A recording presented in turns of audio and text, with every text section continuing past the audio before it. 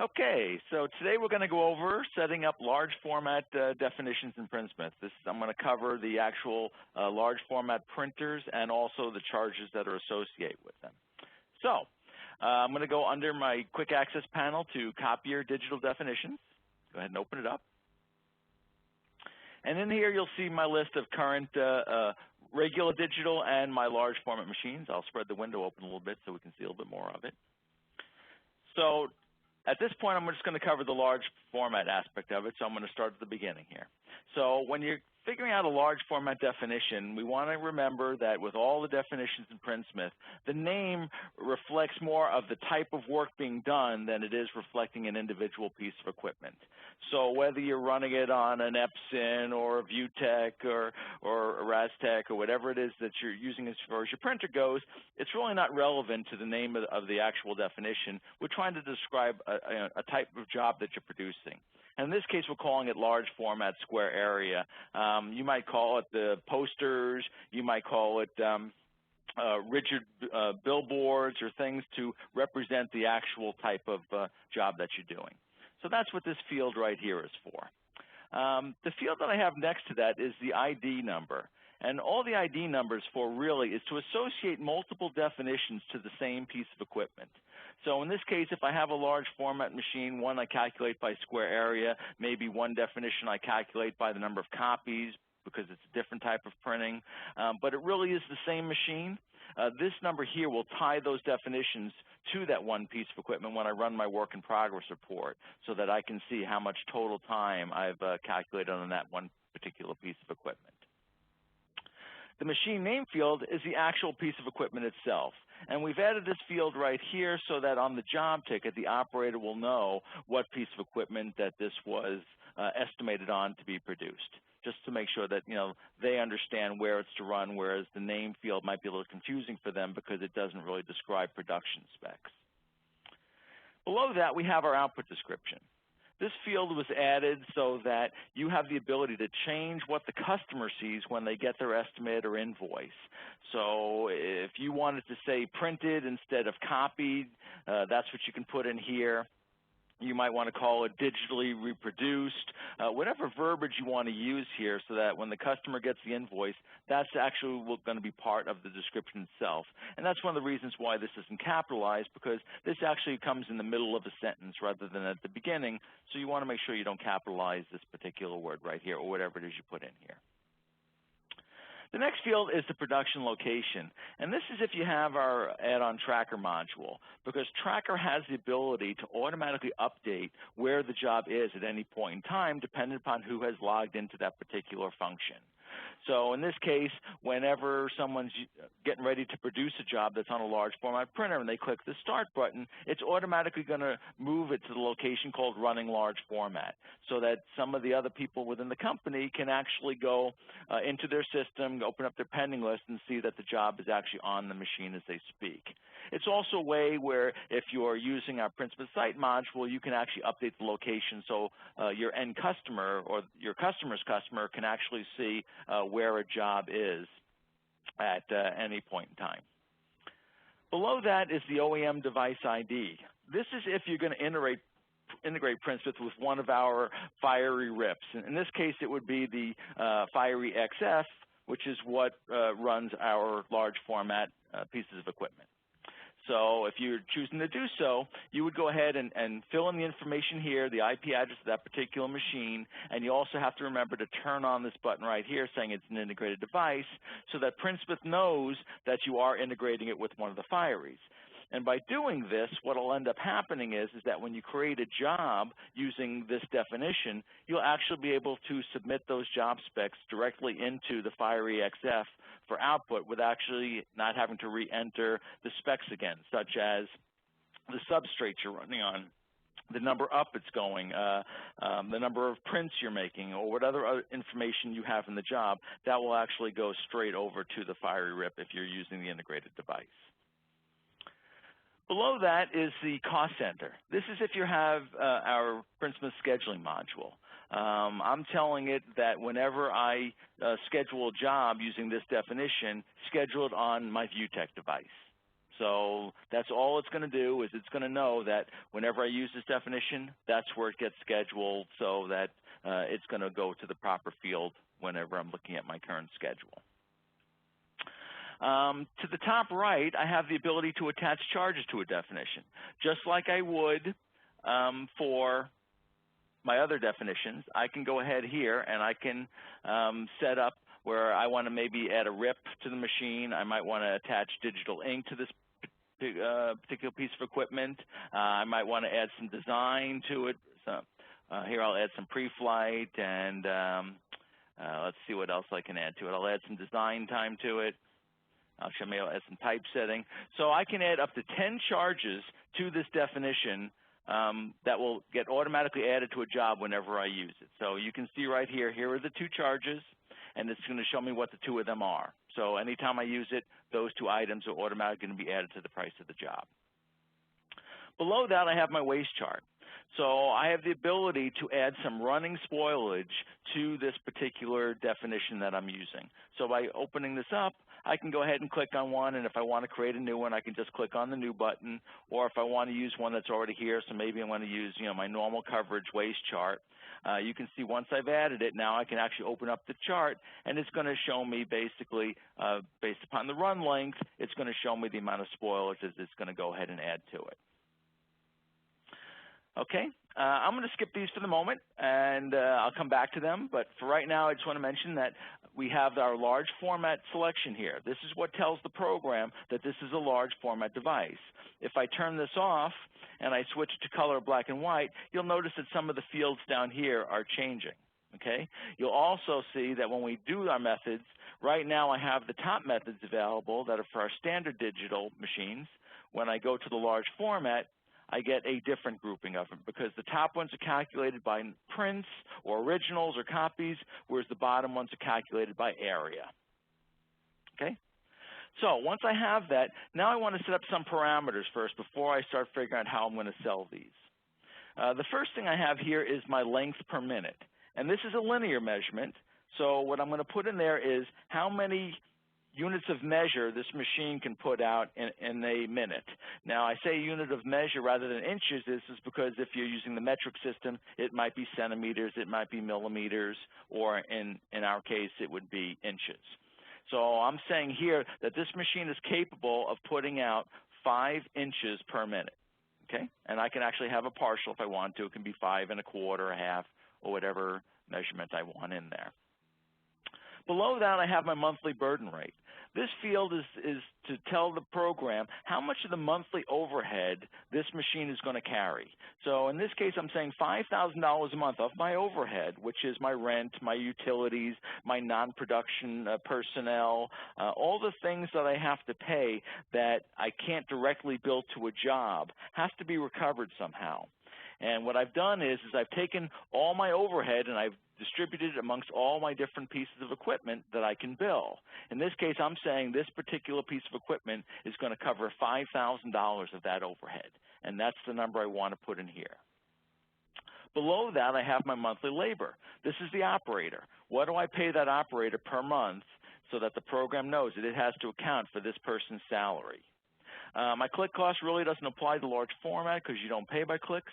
Below that, I have to put my maximum width of this definition as well so that the program can calculate what my machine cost is per square unit. It's going to base it on the length it can run per minute and the width of the roll. Okay? So I can also put a minimum width in here so that the program will never let me run a job smaller than whatever I say the minimum roll width that I have in here is. To the top right, I have my open days per year. Once again, our goal in this whole window is to be able to calculate what is our cost per square unit. And one of the things we want to tell the program is how many hours are we capable of producing work on this particular piece of equipment. And the way we do this is we take the open days per year, and then we take the amount of hours per day, and the program can figure out how many actual hours you have to build that particular piece of equipment. So you want to fill these in. You want to account for your holidays and things like that so that the program doesn't figure those as part of billable hours. Below that, we have the monthly payment on the machine. Once again, this is the cost to operate this machine per month. If the machine is paid for, you still want to have a number in here because equipment always needs to be upgraded and replaced, so you would put your depreciation value in here rather than what the payment is. So if you've paid cash for the machine and you depreciate it over 3 years, you figure out what this 3-year depreciation is and you would put that number in here. To the right of it, you would put in whatever your monthly maintenance is on this particular piece of equipment. So if you pay $250 a month for service on it, that's the number you'd put in here so the program can account for that as well. The next field we have is the percent of time in use. How much of the 8-hour day are you actually using this machine to produce billable work?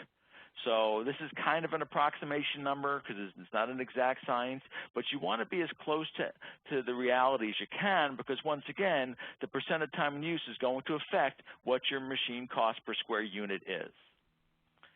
The hourly costing rate is a number, so this, once again, is for tracker.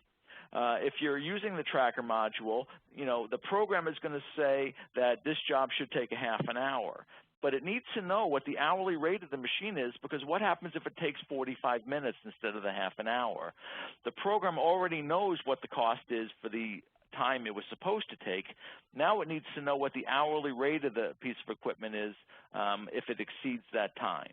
And it's basically the length per minute, times the machine cost per square unit, times the, 60 minutes in an hour, and that should give you your hourly costing rate for a tracker. The last 4 items here aren't used much anymore. You can actually do labor per copy. It's not really recommended as much anymore because of the fact that the assumption being made here is that you do the same amount of prints every month, whereas the monthly labor takes into account the fact that you're paying this person whether or not they're actually running the machine or not. Toner and developer, if you do pay separate toner and developer, you could put it in here, but most of the time today it's an ink charge because you're actually adding the toner to the job and you're going to base it on the amount of coverage, the size of the print, and things like that. So these really wouldn't be used, especially for large format. Copy markup, normally this is left blank because you're going to create a matrix that's going to go ahead and add that markup for you. So there's really no need to put it here. You would only put it in here is if you're only doing one markup and there's no discounts for volume at all, you can actually use the method where it's just going to take whatever your machine cost is and it's going to multiply it times this number for a sell price. Once again, it's not very commonly used, so you can usually leave that blank. Okay, so once you've filled in all this information, the program is now going to give you your machine cost per square unit. And this just basically tells you that when you're setting up your matrix, you want to keep this number in mind because this is your cost. This is what it's going to cost you per square unit to produce a job on this definition. Okay, and there's several ways to do that, and that's where we're going to go from here. So let's start with our methods. The first method is square area and originals. Okay. When I click on that, now I'm going to come over to my Edit Matrix button, and I'm going to go ahead and open it up. And you'll see what I've got here is I've got a very large matrix, and across the top, I've got my number of originals. So is it one poster? Is it 2 different posters? Is it 3 different posters? Whatever that is. I don't really care how many prints I'm making at this point. I care how many different originals I'm starting with. And then to the left of that, I have the area at which I want to start doing price breaks. So I can do price breaks by 2 methods. I can break it by the number of originals they're giving me, and I can break it by the square area of the piece that I'm actually doing as well. So it's only calculating the square area of the original piece because the discount is coming more by the number of originals they're giving me than it is by the total area of the prints that I'm making.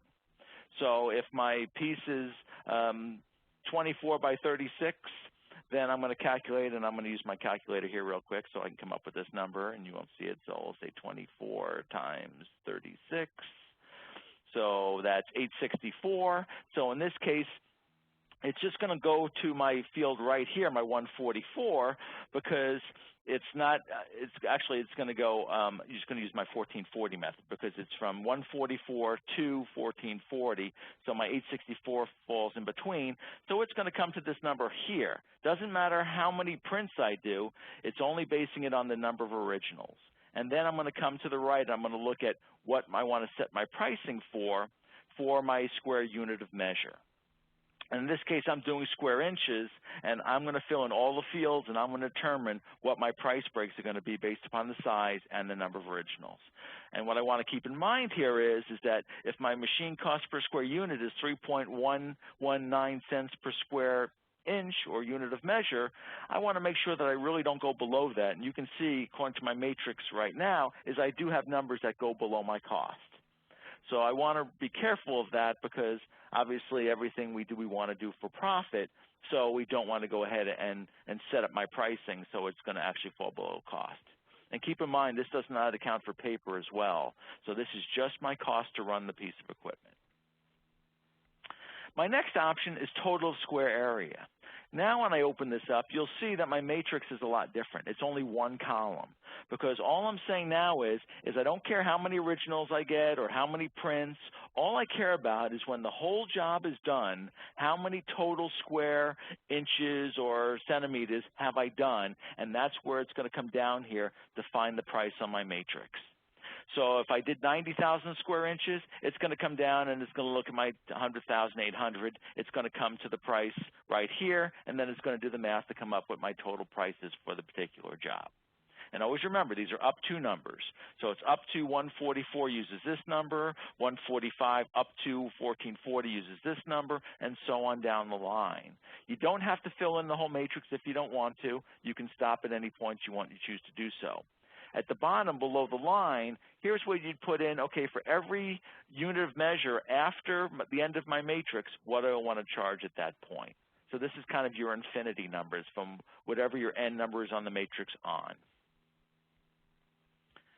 My next option is square area and copies. Now when I open the matrix, I get the same looking matrix as I had with square area and originals, except now this number up here has a different meaning, whereas before it cared about the number of originals I was getting, so it was different items. So 2 different posters, 3 different posters, or whatever it is. Now it's looking for the number of prints I'm making. So am I making 10 prints of the same original or 2 prints of the same original? That's what it wants to know. How many prints of each original am I doing? And that's where it's going to now start discounting my pricing. This still remains the same. It's looking for the area of one of the prints.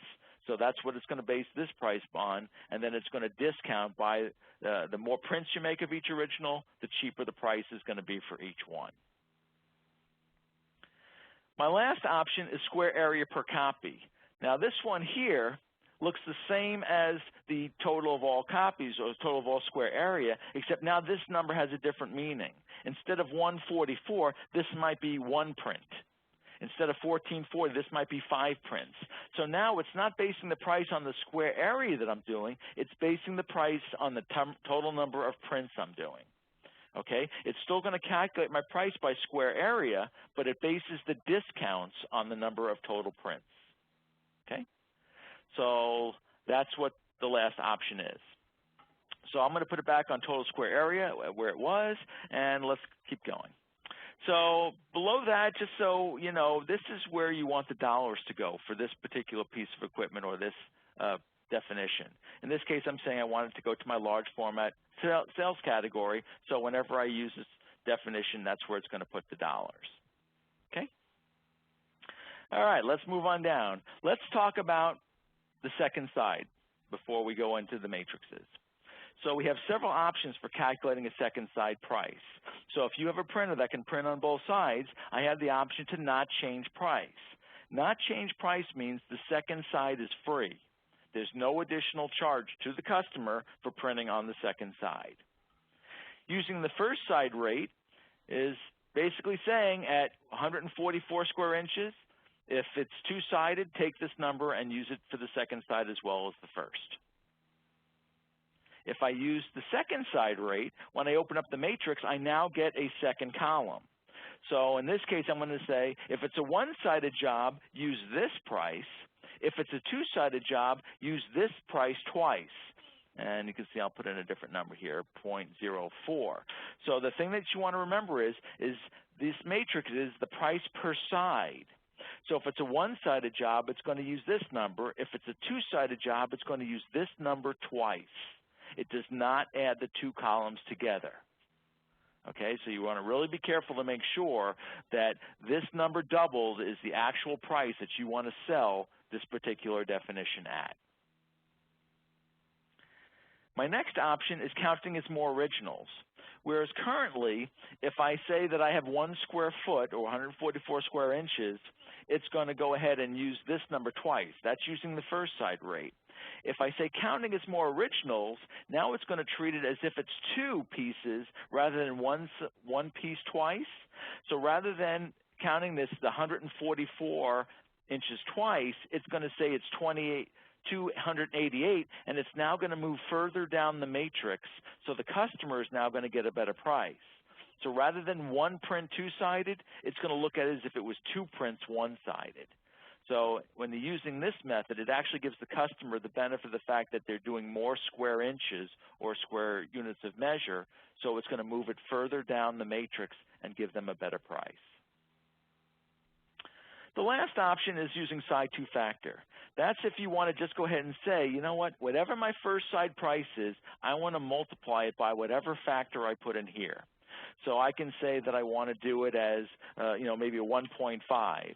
So it's just going to take my first sided price and it's going to multiply it times 1.5, and it's going to come up with the sell price to the customer. Okay?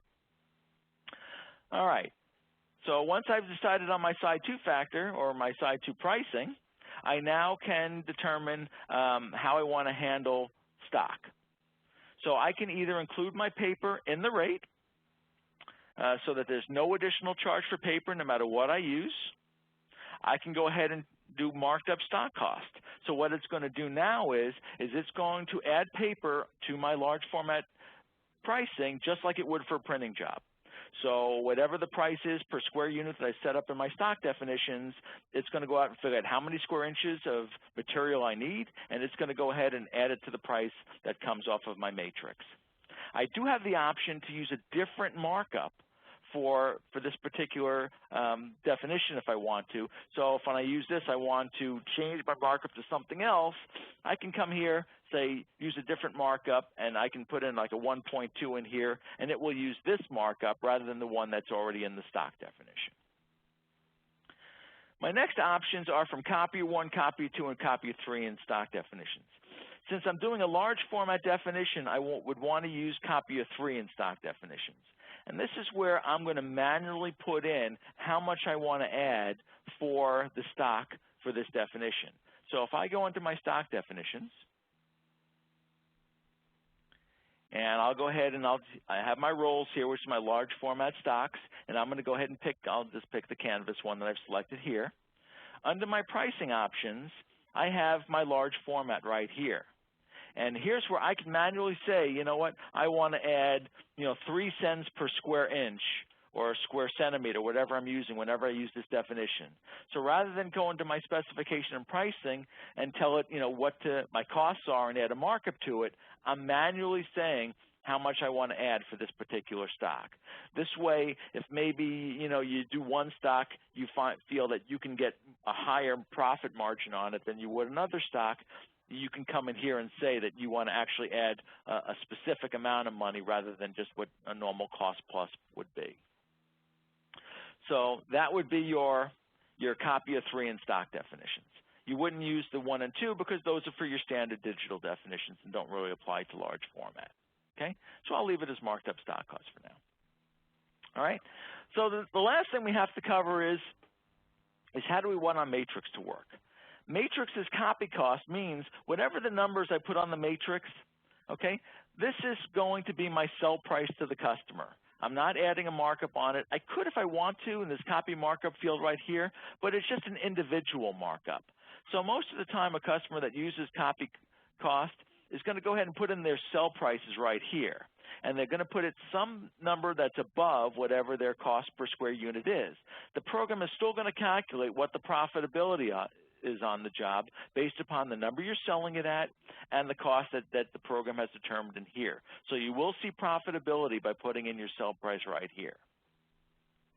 If I switch it to matrix as a discount table, you'll notice, you see right here, my copy markup switches to say base rate.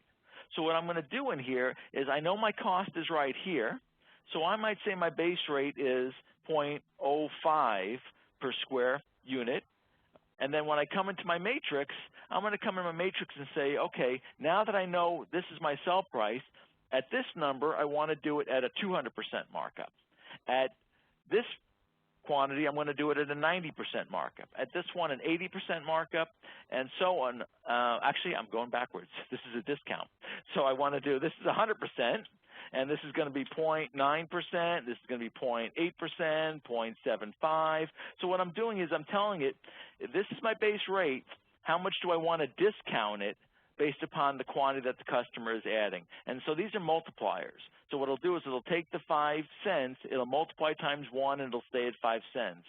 At this number, it'll multiply times 0.9, and it'll come out with, 4 point some odd cents and so on down the line. So it's actually going to discount based upon the quantity that is ordered.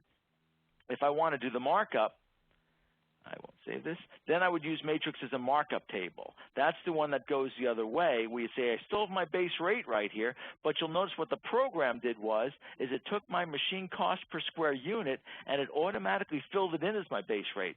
So rather than going from a sell price down, I'm going from a cost up. So now when I do my matrix, now I'm going to say at 144, I want to double it, at 1440, a 90%, then an 80% and 70, and so on down the line. So like I said a minute ago, rather than the discount table, it's actually going to take my cost and mark it up rather than my sell price and discount it down. Okay, I won't say that. And the last option here is matrix is a step table. And what this means is that it's going to work the same as copy cost, except now it actually adds all the numbers together. So my first square foot is going to be at this price, and then from 145 to 1440, it's going to go to this price. For the next measurement up to 3600, it'll use this price. So it steps the price up. It doesn't go right to the total. It actually just says, okay, for this up to this point, it's using this. Then for the next stage, it's adding that, and so on down the line. It steps the price up. Okay. The next thing you have to do is one is if you want to interpolate the matrix values. And I usually recommend this because when you do this and you open up the matrix, the program is going to find the in-between numbers. So these don't become hard breaks where at 145 inches, the job could actually be cheaper than 144 because your price dropped. So this will actually find the in-between numbers and slowly change the prices rather than jumping it straight to the next value. Okay? And the last option you want to choose for large format is, do you want the price calculated by the run size or the finish size? So are you going to bill the customer for the actual size you're actually running on your machine, or are you going to base the price on the size that the customer actually ordered? So, and that's strictly your determination which one you want to do. Either way, the program's still going to calculate spoilage on the stock if you're adding the stock on top of the price of your copy per square unit. So if it's included in rate, it won't charge for the waste stock, but if it's added on top, it will. Okay? So you just have to determine how you want to sell the prints. So that basically covers setting up the large format definition itself. By putting in all these measurements, the program should come up with the calculations that you're looking for the square unit of measure that you want to price your large format definitions with. So what I'm going to do now is I'm going to go ahead and close this out, and I'm going to go ahead and I'll save this. And I'm going to jump over real quick to the finishing for large format. So now I'm going to come into my charge definitions. And now we're going to take a look at some of the finishing items that you would use for large format that you would not normally use for other digital methods of calculating pricing. So let's take a square foot laminating, for example. So once you've printed out this piece, if you printed it off of a roll, then you're going to want to laminate it onto some other substrate, whether it's foam core, whatever it might happen to be. So what I'm going to do is I'm going to use my large format charge definitions that I created, and I'm going to use the method called square area, because what square area does is it calculates by the area of the piece. It's kind of the same way that the large format copier definition or printer definition is set up. So what I'm going to do at this point is I'm going to go ahead and select the square area method. I'm going to come into my costing area, and I'm going to basically say that I'm going to do time and materials, okay, because once again, I want the program to know what it actually cost me to produce it. If I'm putting it on foam core or something like that, I will want to put in what my unit material is. So let's say my foam core cost me a half a penny per square inch for that substrate itself. And then I'm going to put in what my labor rate is for my bindery function. So let's say I charge $50 an hour in the department, my cost for creating large format finishing. The next thing I'm going to do is a setup. Do I have a setup on this particular piece of equipment? So let's say maybe it's 5 minutes to let the machine warm up or to set it up to actually produce this piece. And then the next thing I want to do is I want to calculate how many square feet per hour, or square unit of measure per hour, I should say, that I can actually do on this particular piece of equipment. So let's say it's 100, just for a number.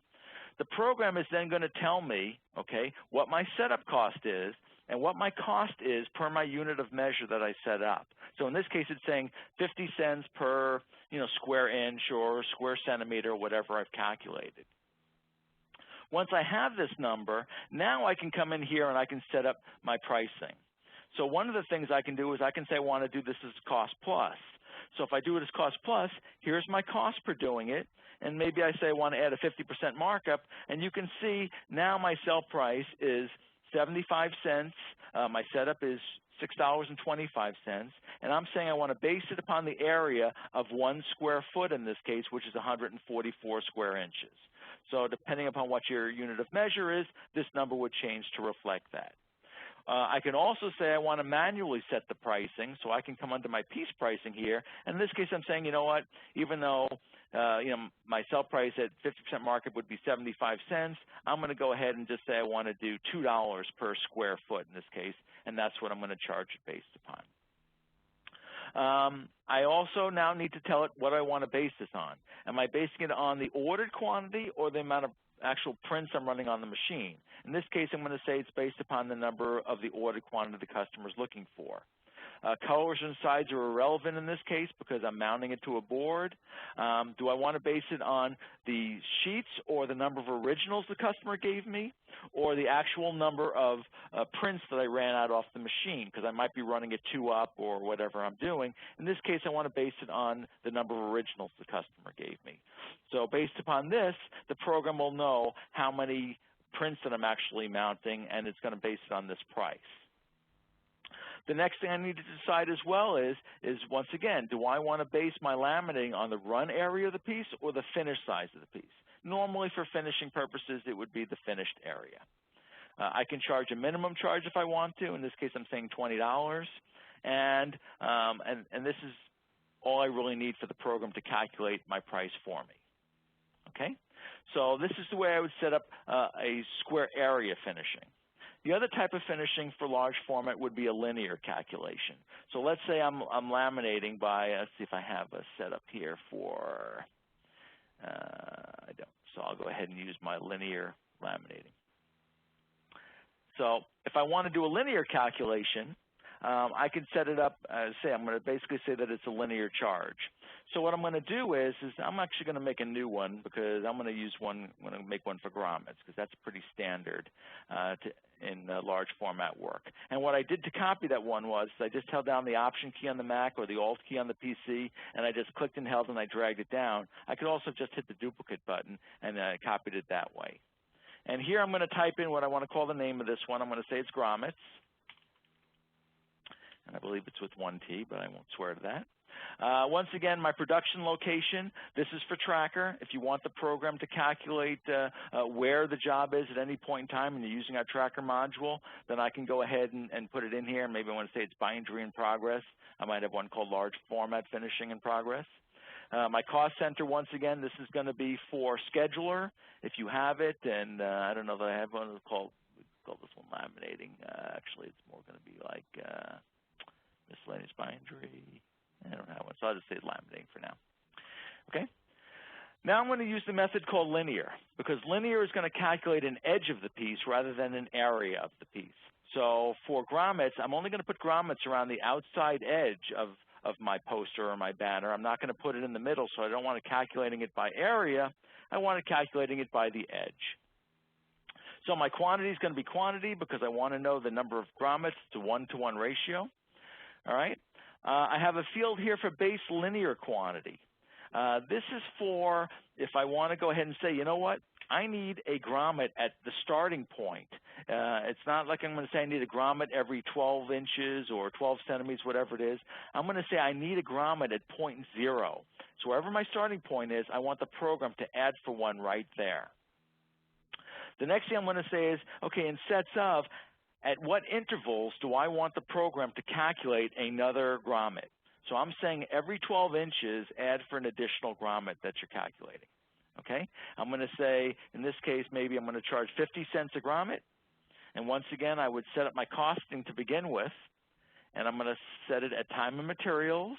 And I'm going to say, let's say my grommets are 10 cents a piece.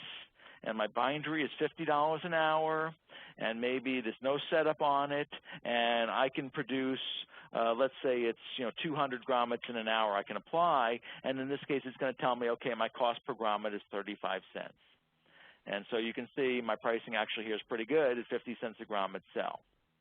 Once again, I'm going to base it on my ordered quantity times my number of sheets. And now what's going to be different is that when you get in the job, and I'm going to create one real quick so you can actually see what it is I'm talking about. And I'm going to go to I'll do a large format. And I'll pick my canvas. And I'll say that it's 36 by 24. And I'll say I got one piece. Hopefully your screens are keeping up with mine. It sounds like I'm going a little too fast. You can see I've calculated my price. Now I'm going to come to my finishing. I'll come down to my bindery, and I had a laminating, and I didn't save my charge, so it's not there yet. So let's go ahead and we'll close this, and we'll reopen it again. Let's go to my charges. And there's my grommets. Okay, so now what you're going to see is in the job itself, these are my options. So here's my one print that I'm doing. And now I got to tell it, it's got one grommet, that's my default, that's my starting point. Now I'm going to tell it, okay, I want to add grommets to each individual side. So maybe I'm only adding grommets to 2 sides. Now I'm telling it only add them on these edges or add them on these 3 edges. And you can see every time I click on one of the sides, it adds more grommets to come up with the total that it's going to need to calculate in order to do this job. So that's what all my linear calculations are. So whether you're doing grommets or you're doing sewing for poles or whatever you're doing that you want to calculate by an edge rather than by the whole area, then you want to calculate it using the linear method, which is going to go ahead and allow you to select which side these pieces are. So you can see when I do the 2, it's calculating 5. I'm just going to add that to the job, and I'm going to close it.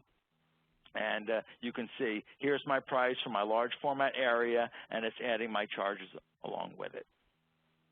So those are the large format functionalities that you are going to use within PrintSmith. You've got the large format for your definition, and you've got your large format finishing options. Those are the main ones that, as I say, you're going to have to use in order to calculate large format production and large format finishing. The only thing I want to talk about again now is the stock definitions real quick, because there's 2 different kinds that you can do. One of them is the one that I've mentioned earlier, which is the roll. So when you're creating the roll, you want to select the large format option right here. Okay, this tells the program that you're now calculating by area, not by the number of sheets you're using. So you can see I have the name of my particular substrate that I'm using. I'm calling it canvas. I have my color. I can add a finish to it. So maybe it's well, if it's canvas, it's probably some kind of a rough finish. So maybe we'll call it a linen finish. This is a table that I can add as many options to as I want to from within my table editor. I can put a weight in here if I wanted to calculate some form of a weight of that particular substrate. Grade is just the quality of the piece. It's more used for offset and digital definitions, but you can use this if you want. Coded really doesn't apply to large format. It's mainly for offset work where the coding would be one or two sides, because if it's one-sided, it won't allow you to do a work and turn on it. So it really doesn't apply to the large format. When I come down here, I'm going to go ahead and select my vendor. So in this case, I'll say, and it doesn't really matter, I'll pick Appalachian. I can put in their stock number if I want to, so that when I'm going to place my order, that their stock information will be on the order itself. Here I'm going to tell it what my roll width is. In this case, I'm saying it's a 36-inch wide roll. I can put in the thickness if I want to, and I can calculate that by any of these measurements. So most of the time, it's going to be usually millimeters or one of those type measurements for substrates. My minimum order length, this would normally be what the length of a roll is, because I have to order a whole roll. Now, if I store this, I'm going to actually put 1 here, because of the fact that when a customer orders, I don't want the program to think that I have to order a new roll every time that I use that particular substrate. I normally keep it in stock, so my minimum order is going to be 1 unit of measure, whatever it is. If I did have to order the roll special, or it's not something I normally stock, then I would put in what my minimum length of the actual roll is, so that I know that whenever I do a job, even if it only needs 1 foot, it knows it has to order a whole roll in order to produce that. I also have the option to charge the customer for the entire order. So if it's not something I normally stock and I want to bill the customer for all that I have to buy, then I would turn this on, and no matter what the customer is buying from me, it's still going to charge them for the entire roll that I needed to buy. My costing units is what my price is based upon. So I can either have this as a square foot price, a square centimeter price. I can have the, in this case, I might have the whole roll. So if I know I'm paying $70 for the roll, I would just need to calculate what the square area for the whole roll is, put that in here. Then I'm going to put my cost in here, and then the program is going to go ahead and figure out, based upon what I need for the job, how many square inches or centimeters I'm going to need, and only charge for that. Below that is my markup on it, so that it knows how much additional money I want to add on to top of what my cost is. And you can see that I can discount this with volume. So I can put in like 144 and 1440. So the program knows that I want to discount, my stock based upon the amount of material I'm going to need for the job. The more material that's needed, the less my markup is. Okay? To the next item, my pricing options. This is where, as I showed you earlier, you can go in and add manually. If you want to just say I want to add so much for each square unit of measure to my large format definition, I can come in here and just put in whatever I want that price to be. And lastly, I can inventory this item, where here I would put in how much I have on hand, and this would be my square. Actually, this is a linear calculation because it knows the roll width based upon the beginning. So I'm going to put in how many square linear inches or centimeters I have on hand. The program's automatically going to commit it as I create jobs that are going to use this substrate. If I have some on order, I can manually put in how much I have on order, or it'll automatically add it if I use my stock order form. I can put in what my target level is, what I normally want to keep on the floor at any one time. I can put in what my reorder point is, so it knows at what point to automatically add it to my stock order report. And when I am reordering it, what is the minimum I have to order? So normally it would be at least 1 roll, so you're going to put in whatever the linear units are for a roll in here. And so the program can actually keep track of your inventory of your substrates. Okay, I can put in when the price may expire on this particular substrate in here, and I can even put in a bin location so that when we're going to use that material, my people know where to go to find that particular substrate. And then after that, the program will automatically show me every time that substrate is used, every time I've added to inventory, subtract from inventory, so I can go back and look and see how often that particular substrate is used and how much at any particular point in time. So that's all I need to do for adding the large format stock. If I'm doing a rigid substrate, then what really is going to change are the fields in here, because now when I go on rigid, it's not a roll anymore, so now I'm going to actually have to put in two sizes. So maybe my substrate is 48 by 90, 48 by 96, okay? So it's going to calculate, based upon this rigid area, so it's not a roll, it's one flat particular piece. And everything else pretty much remains the same, except, my costing unit now, it's still going to be in square area, but now it's going to be based upon this particular piece rather than on the roll width and then an unlimited length. So in this case, I'm going to put both numbers in. So both of these substrates are normally used in large format, so these are the ones that you would actually create whenever you're creating your substrates for doing large format production. So that pretty much covers all the facets of doing large format in PrintSmith. We have our large format copier definitions where we're going to create the actual definition for the production of the piece itself. We talked about the finishing areas. So, oops, wrong one again. Got to click on the right one. So I'm going to go to my charge definitions where you're going to create your square area and your linear for all your different finishing options for your large format. And we also covered creating the substrates that you're going to print the large format pieces on. So with that being said, I'm going to open it up for questions, and I'll leave the recording on. So ask whatever questions you'd like to ask about it, if any. Ron, I have a question. Shoot. So if I wanted to assign a large format or digital machine to a stock so that it automatically selects that, where would I do that? That was in the same place that you set up, and we'll open it up. The same place that you put in what you wanted to charge for. If you were going to manually enter an amount, here's where I can select a definition that I want to automatically associate it to. So whenever I choose that substrate, it's automatically going to put it on that particular definition. Any other questions, or was I that thorough?